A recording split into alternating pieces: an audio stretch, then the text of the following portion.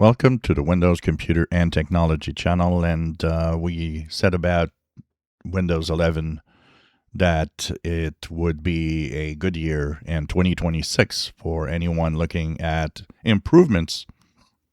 And so one of the improvements coming this year might be showing up in 26H2, but it could happen anytime within the year, is this famous search. The problem with search is that when you search for items, it mixes in a lot of local info and web information. And this is kind of weird. Even for me, it's sometimes I get mixed up because I thought I clicked an app, but no, it gave me a link to the app explained on the internet, or a website that has an article on it or a download. And so it's like, no, this is not what I want. I want you to give me specific apps. When I'm searching here, I'm searching for apps most of the time, and I guess most people are also doing that, searching for an app on their PC or a setting in the settings app and so on.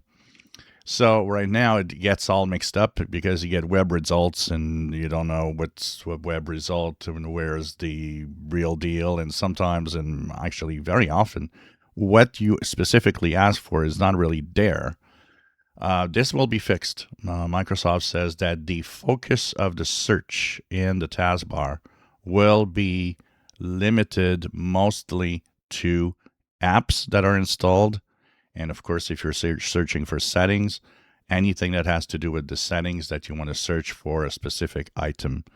So this, I think, is going to be good because, yes, I am one of those that think this search is messed up and is not working right.